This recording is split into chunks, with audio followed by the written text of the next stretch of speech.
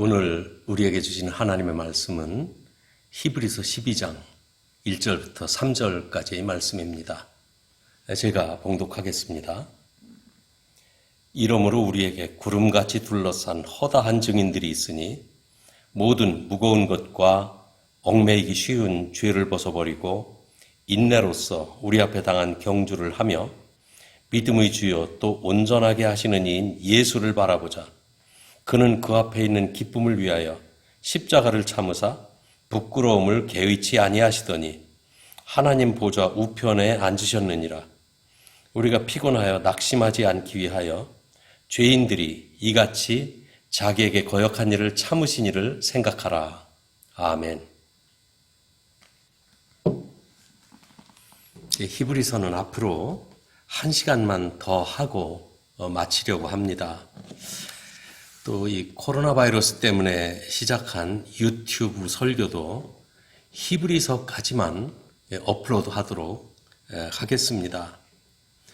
아직 교회 홈페이지가 개설이 안 됐는데 이 홈페이지를 개설해서 누구든지 홈페이지에 들어와 설교를 들을 수 있도록 최대한 노력하겠습니다. 그리고 또한 지금은 교인들 대부분이 이 코로나 바이러스 백신을 맞았기 때문에 되도록이면 교회 나오셔서 예배에 참석하기를 권해드립니다. 히브리서를 강해한 지 1년이 넘었습니다. 이 히브리서의 중심 주제는 예수 그리스도는 완벽한 구원자라는 것입니다. 히브리서는 처음부터 하나님의 마지막 계시로 오신 예수님에 대해서 말씀하고 있어요. 예수님이 계시의 마침이 되시기 때문에 예수님 이후의 다른 계시는 없습니다. 히브리서에서는 예수님은 하나님의 영광의 광채시요 본체의 형상이라는 말씀으로 시작했습니다. 계속되는 말씀에 예수님은 어떤 분이신지 설명하고 있어요. 예수님은 영적으로 천사보다 뛰어난 분이시며 또 세상에서는 유대인들이 존경하고 우러러보는 대제사장과도 비교할 수 없는 참 대제사장이라고 말씀하고 있습니다. 그래서 히브리서 3장 이후 10장까지 보면 대제사장이신 예수님에 대해서 아주 길고 상세하게 설명을 하고 있습니다. 멜기세덱의 반차를 따른 예수님이 참 대제사장 되심에 대해서 계속해서 말씀해 오셨어요.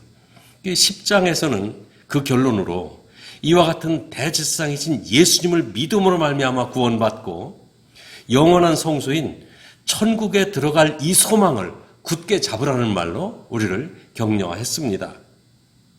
이 믿음으로 살았던 믿음의 선진들은 그들의 일생을 마치 달리기 경주를 하듯이 끝까지 달려 마침내 면류관을 얻었던 사람들입니다. 오늘 읽은 본문 말씀은 이 11장의 믿음의 선진들이 이 신앙의 경주에서 승리했던 그분들이 신앙의 경주에서 승리했던 그 본을 받아서 우리 앞에 당한 경주를 우리도 승리로 마쳐야 된다고 말씀하고 있어요. 본문 1절 말씀은 우리에게 구름같이 둘러싼 허다한 증인들이 있다고 말씀하고 있습니다. 구름같이 둘러싼 허다한 승리의 증인들이 우리를 둘러서서 우리가 달리고 있는 이 신앙의 경주를 응원하고 있다는 말씀으로 들립니다. 우리가 믿음으로 사는 생활은 신앙의 경주입니다. 신앙의 경주는 평생을 달려야 하는 장거리 달리기와 같아요. 맞붙어 싸워 상대방을 이겨야 하는 그런 경기가 아니라 혼자서 끝까지 달려야 하는 마라톤 경기와 같은 경기입니다.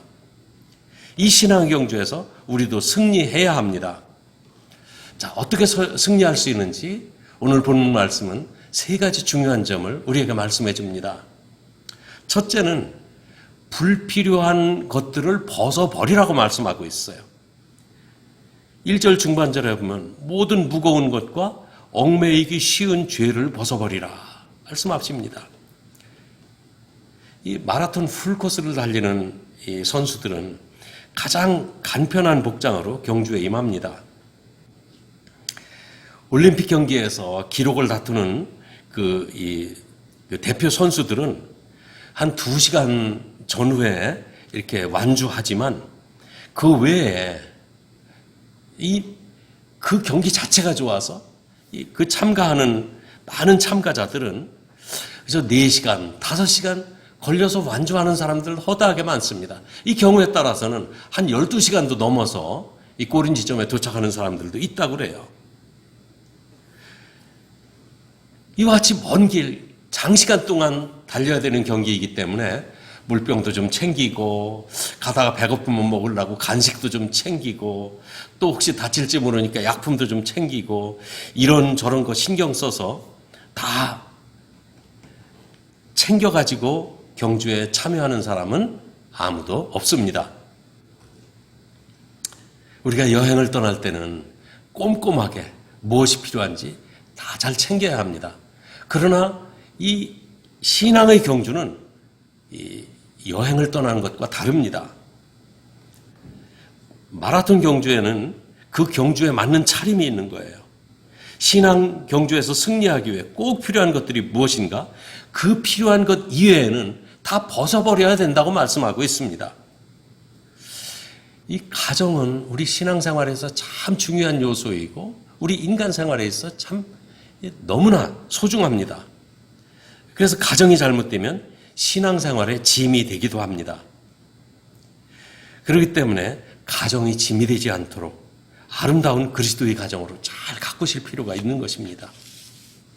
또 취미생활이 신앙생활의 짐이 되기도 합니다. 이 사람이 취미를 가지고 있다는 것은 자기 인격을 위해서 자기 삶을 프레시하게 하기 위해서 너무나 중요한 요소예요. 그런데 과도한 취미생활은 신앙 성장에 큰 장애가 됩니다. 직장생활도요. 성실하게 할 필요가 있고 누구에게나 필요한 것이 직장생활입니다. 그러나 사업이나 직장이 너무 우상시되다 보면 신앙생활이 등한시되고 신앙성장에 큰 방해가 됩니다. 돈이 많은 것, 친구가 많은 것, 저도 이렇게 좀 이런 돈도 많았으면 좋겠고 친구도 많았으면 좋겠어요. 많을수록 좋다고 생각합니다. 그런데 많은 돈과 친구가 오히려 나와 하나님과의 관계를 방해하는 방해 요소가 되기도 한다는 점입니다. 특히 우리의 신앙을 제자리에 메어두는 것은 우리의 죄악입니다. 이 죄악은 무거운 짐이 되고 있어요. 그래서 모든 무거운 죄와 얽매이기 쉬운 죄를 벗어버리라고 말씀하고 있는 것입니다. 우리는 죄를 범할 수 있는 약한 사람들입니다. 우리가 죄를 품고 있는 한 그 죄가 우리를 짓눌러 한 발짝도 앞으로 나아가지 못하게 할 것입니다. 그러나 미쁘신 하나님께서는 죄를 자백하면 죄를 용서하시고 기억에서 지우시겠다고 말씀하셨어요. 우리는 죄가 있는 것을 부끄러워해야 합니다. 죄를 자백하는 것을 부끄러워해서는 안 됩니다. 죄를 가지고 있는 것을 부끄러워해야 돼요. 그러니까 우리가 서로 간에 이야기할 때도 미안합니다. 감사합니다. 이런 말이 자연스럽게 할 수 있는 생활이 우리의 생활을 가볍게 해줍니다. 모든 죄로부터 우리를 해방시켜주는 말들이에요. 또 둘째는 인내로서 경주하라고 말씀하고 있습니다. 이 장거리 경주에서는 처음부터 힘을 안 빼서 달려야지 처음에 힘을 다 빼버리면 그 다음에는 더 이상 달릴 수가 없습니다.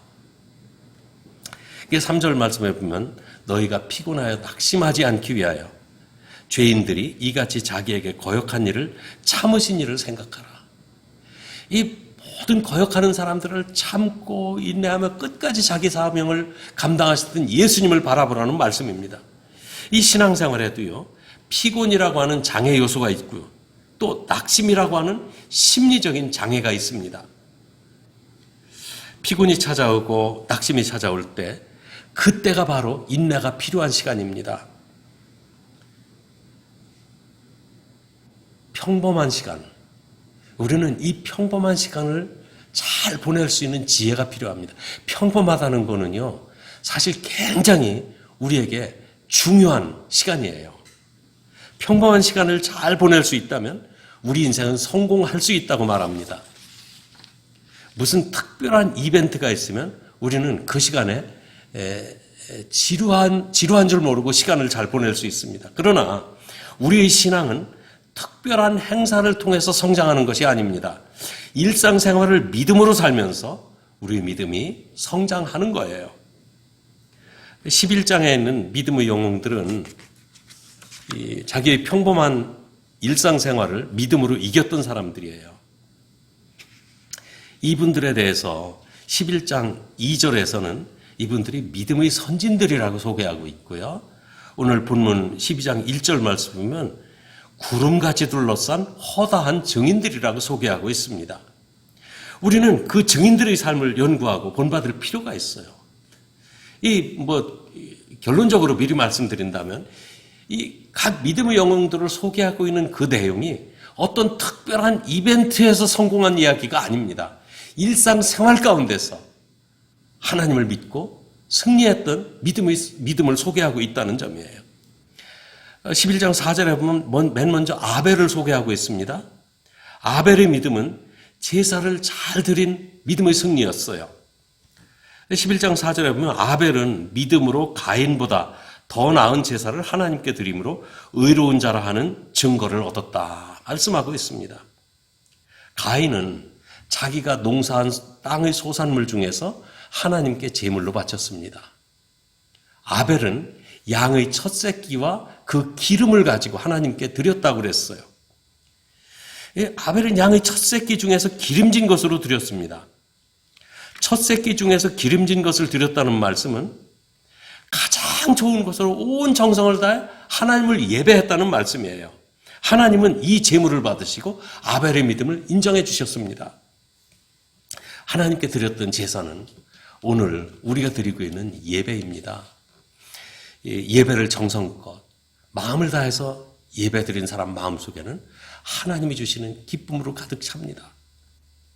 예배를 소중하게 여기는 것, 여기에 신앙생활의 첫 번째 승리의 비결이 있습니다. 5절에 보면 에녹을 소개하고 있습니다. 에녹은 죽지 않고 하나님 나라로 옮겨진 믿음의 인물입니다. 에녹은 옮겨지기 전에 하나님을 기쁘시게 하는 자라는 증거를 받았다고 그랬어요. 에녹의 믿음은 하나님을 기쁘시게 하는 믿음이었습니다.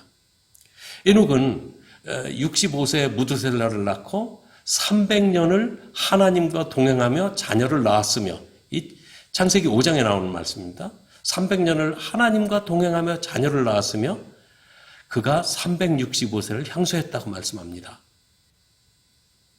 이 말씀을 읽으면 어느 목사님이 자기는 그 부분에서 쇼크를 받았대요. 얘기를 들어보니까 아니 믿음이 에녹은 하나님을 기쁘시게 하는 자였고 하나님과 동행하는 자였는데 자기는 그것이 특별한 어떤 이벤트인 줄 알았다는 거죠. 그런데 그가 하나님과 동행하며 자녀를 낳았다는 것은 일상생활 또 부부관계의 이 모든 일들 하나님과 동행하며 그런 것을 할 수 있다는 것 때문에 쇼크를 받았다는 거예요. 아니 저는 거기까지 생각을 못해서 쇼크까지는 안 받았는데 얘기를 듣고 보니까 아이고 그렇겠구나 공감을 하게 됩니다. 에녹의 믿음의 특징은 이와 같이 하나님과 동행하는 믿음입니다. 하나님과 동행하는 사람이 하나님을 기쁘시게 해드릴 수 있습니다. 또 아벨에 이어서 아벨에 이어서 에녹을 소개하는 것도 중요한 의미가 있다고 봅니다. 먼저 예배를 통해서 하나님과 올바른 관계를 맺어야 합니다. 그 다음에는 하나님과 계속해서 동행하는 삶으로 이어져야 합니다. 주일날 교회에서 하나님께 예배드리는 것은 이 시대에 우리에게 있어 신앙 지키는데 아주 가장 중요한 요소입니다. 그러나 주일 예배에서 끝나서는 안 됩니다. 그 이후로 이어지는 교회 밖에서 벌어지는 우리의 일상생활, 여기에서 하나님과 동행하는 삶이 계속되어야 됩니다. 그래서 하나님을 예배하고 하나님과 동행하는 믿음이 신앙 경주의 승리의 비결입니다. 그리고 7절에 보면은 히브리서 11장 7절입니다. 노아를 소개합니다. 노아는 아직 보이지 않는 일에 경고하심을 받아 경외함으로 방주를 준비하여 그 집을 구원하였다고 말씀하고 있습니다. 하나님은 세상이 죄악에 휩싸이니까 홍수로 세상을 멸망하시겠다고 결심하시고 노아에게 그 사실을 알려줍니다. 그리고는 산에다 방주를 지으라고 말씀하세요. 엄청나게 큰 방주입니다. 방주는요, 일종의 배와 같은 건데 동력 장치가 없는 그런 물에 떠 있기만 하는 그런 배예요. 그런데 방주를 짓는 100년 동안 비가 내리지 않았습니다. 사람들이 조롱했을 것입니다. 안 했겠습니까? 100년 동안이나 비도 안 내리는데 홍수로 멸망할 것이라고 해가면서 이 방주를 짓는 노아에게 얼마나 비웃는 비난의 소리가 빗발쳤겠습니까? 홍수는 무슨 홍수냐? 무슨 멸망이라고 말 같지 않은 소리 하지 말아라. 그리고 산에다가 이 어마어마한 이 배를 만들어서 도대체 이거 어디로 끌어내리려고 하는 거냐? 네가 물을 여기까지 채울 거냐? 정신 나간 노인네가 정신없는 짓을 하고 있다고. 사람들은 별하별 조롱과 가십으로 노아를 비웃었어요. 그래도 노아는 사람들이 비난거리는 또 비방하는 그런 소리보다 하나님께서 하신 그 한마디 말씀이 노아에게는 가장 중요했고 그 음성만이 가장 큰 음성이었습니다. 지금도 사람들은 우리 예수 믿는 사람들, 그리스도인들을 비웃고 조롱합니다. 아니 천국은 이 시대의 천국이라는 게 말이 되느냐? 지금 우주의 비밀이 밝혀지고 있지 않느냐? 하나님, 무슨 하나님? 예수님은 정말 다시 오시냐? 최후심판 같은 소리 하고 있네. 그런 꾸며낸 이야기, 소설 같은 이야기라고 우리를 조롱합니다. 그러나 그리스도인들은 세상이 뭐라고 하든지 이 성경에 기록된 하나님의 말씀이 다른 글자보다 더 크게 보여야 됩니다. 또 하나님께서 들려주시는 그 음성이 다른 어떤 세상의 짓거리는 소리보다 더 크게 들을 수 있는 귀를 가져야 합니다. 8절에 보면 아브라함을 소개하고 있습니다. 믿음으로 아브라함은 부르심을 받았을 때 순종하여 장래 유업으로 받은 땅에 나아갈새 갈 바를 알지 못하고 나아갔다. 이렇게 말씀하고 있어요. 아브라함은 부르심을 받았을 때 갈 바를 알지 못하고 갔습니다. 세상에 그런 출발이 어디 있습니까? 그런데 이것은 아브라함의 신앙입니다. 아브라함은요, 갈 바를 몰라도 좋아요. 동쪽으로 가도 좋고, 서쪽으로 가도 좋고, 남쪽으로 가도 좋고, 북쪽으로 가도 좋습니다. 다만, 자기를 떠나라고 하신 그분이 하나님이라고 하는 확신이 있었기 때문에 하나님이 가라고 하시는 곳이라면 자기는 어느 곳에 가도 좋다는 그런 말씀이 이것이 순종입니다. 하나님의 음성을 절대적으로 여기는 믿음, 이것이 우리에게 필요한 거예요. 하나님의 말씀 앞에 그거는 지금 상황이 이러니까 조금 생각해보고 순종할게요. 그건 순종이 아닙니다. 오직 그 음성을 듣고 순종했는가 그렇지 않은가 하나님은 그것으로 판단하실 것입니다. 24절에 11장 24절에 모세를 소개합니다. 여기 26절에 보면은요, 모세는 그리스도를 위하여 받는 수모를 애굽의 모든 보화보다 더 큰 재물로 여겼으며 상주심을 바라보았기 때문이라고 말씀하고 있습니다. 이 모세의 신앙은 상주시는 하나님을 바라보는 신앙입니다. 경주의 결과에 따라 상이 따르게 됩니다. 모세는 이 상을 바라보았기 때문에 왕자로서의 명성과 왕궁의 화려함을 버리고 노예 민족과 함께 고난받는 길을 선택하게 됩니다. 그것을 더 기뻐했다고 그랬어요. 하나님께서 신앙 경주의 승리자들을 위해 예비하신 상급은 애굽 왕실의 보화와 비교할 수 없이 소중한 이 가치가 있습니다. 아마 그 본문 말씀을 다른 말로 표현한다면 이런 말이 될 거예요. 나에게 애굽의 왕위를 주겠다고? 왕궁의 모든 보화와 화려함을 내가 누릴 수 있다고? 에이구, 그런 시시한 것하고 천국에서의 생활, 또 거기서 누릴 영광, 그것과 바꿀 수 있다고 생각하는가? 그럴 수는 없지. 그런 말이 될 것입니다. 이외에도 이 히브리서 11장에서는 많은 믿음의 영웅들을 소개합니다. 그러면서 일일이 다 말하려면 시간이 부족하다 그래요. 11장 32절에 보면은 일일이 말하려면 시간이 부족할 것이라고 말합니다. 이분들이 신앙의 경주에서 승리하고 구름같이 우리를 둘러서서 열심히 뛰라고 승리하라고 우리를 응원하고 있다는 말씀이에요. 신앙생활 하다가 피곤해서 낙심될 때가 있습니다. 그때 우리를 구름같이 둘러싸고 있는 허다한 증인들의 그 승리의 소리를 들을 수 있어야 합니다. 이 뉴욕 마라톤을 창시했던 프레드 리버라고 하는 분은 처음 20년간 마라톤 풀코스를 아주 해마다 참석했다고 그래요. 이 경기에 참여했을 때 그가 가졌던 마음의 자기 심리 상태를 이렇게 이야기합니다. 20년 동안 나는 해마다 처음에는 기대와 희망을 가지고 출발을 했습니다. 10km를 넘었으면 그만둘까? 계속할까? 수도 없이 수십 번도 생각을 바꿔가면서 달립니다. 그러다가 30km 지점에 이르면 피곤을 느끼게 되고 적당히 봐서 이제 그만둬야 되겠다.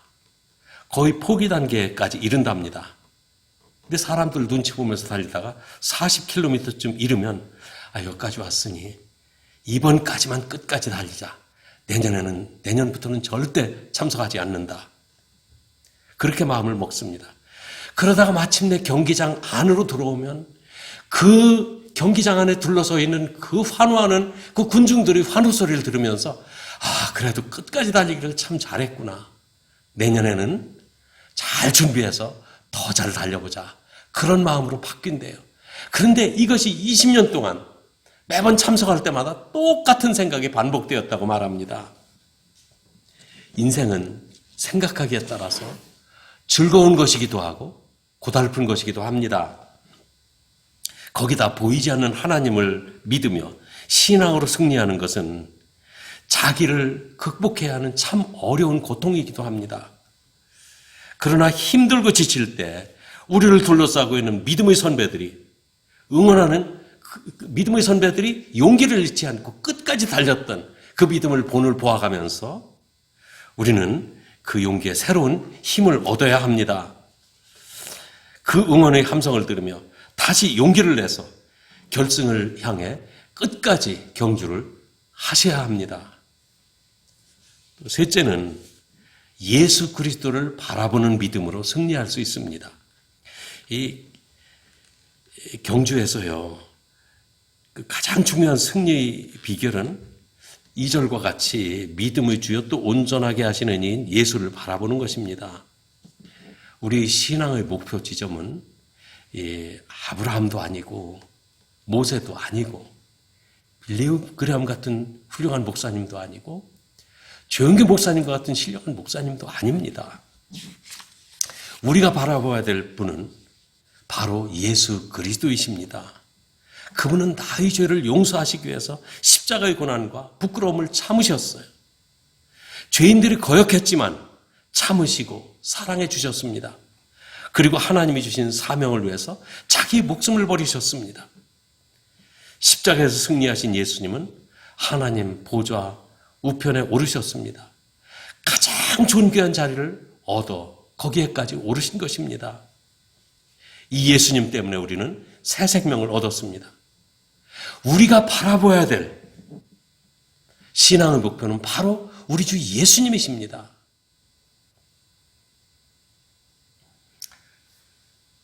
달리기 할 때 스피드도 중요하지만 바른 방향으로 달리는 것이 더 중요합니다.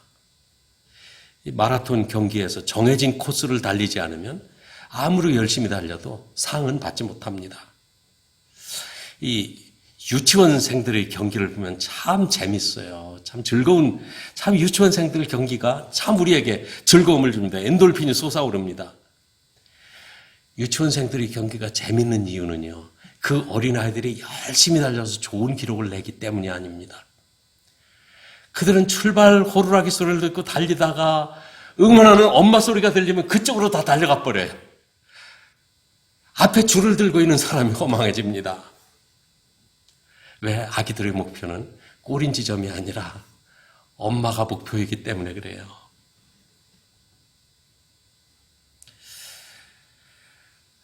이 남편 퇴근 시간이 가까워지면서 이 아내가 저녁 식사를 준비하며 TV를 보았습니다. 이 로컬 뉴스에 I-95 이 노스바운드 쪽에 하얀색 승용차 한 대가 역주행을 하고 있다는 보도가 나오면서 지금 북쪽으로 향하고 있는 모든 차들은 각별히 주의하라는 그런 경고의 보도가 나왔습니다. 시간을 보니까 지금 남편이 그 길로 오고 있을 시간이거든요. 그래서 남편에게 얼른 전화해서 지금 당신이 오는 길에 역주행하고 있는 차가 있으니 주의해서 운전하라고, 멀리 살펴보면서 운전하라고. 남편의 대답이 놀랍습니다. 여보, 빨리 전화 끊어. 지금 역주행하는 차가 한 대가 아니야. 차들이 전부 지금 역주행하고 있어. 제정신이 아닌가 봐. 빨리 끊어. 누가 제정신이 아닙니까? 지금 나는 바른 방향으로 달리고 있는 것인지, 나의 신앙은 예수님을 향하고 있는 것인지 확인해야 합니다. 우리가 바라보고 달려야 될 목표는 우리 주 예수님이십니다. 아무리 어려운 환경 가운데서도 예수님을 바라보는 믿음이 있으면 우리는 결국 승리하게 될 것입니다. 예수님이 저와 여러분의 삶의 목표가 되시기를 바랍니다. 기도하겠습니다. 거룩하시고 은혜로우신 우리 아버지 하나님, 우리가 이 달려가는 이 믿음의 길에 이것이 바로 신앙의 경주라고 말씀하셨는데, 우리가 경주하면서 피곤과 낙심을 경험할 때에 우리를 둘러싸고 있는 허다한 증인들의 응원 소리를 들으며 일어나라고 오늘 우리의 신앙을 격려하신 하나님 감사드립니다. 성경 말씀에 계시된 믿음의 선진들의 본을 받으며 우리들이 낙심될 때 하나님을 바라보고 승리하게 해주시옵소서. 뚜렷한 목표, 나를 사랑하셔서 자기 몸을 십자가에서 버리신 예수님을 바라보며 달려갈 수 있게 해주시고, 또한 믿음의 선진들에 대해서 깊이 연구하며 우리 일상생활 가운데 우리 주님과 동행하며 승리할 수 있도록 우리들의 삶을 인도해 주시고 승리하도록 이끌어 주시옵소서. 감사드립니다. 승리하게 해줄 줄 믿습니다. 예수님의 이름으로 기도합니다. 아멘.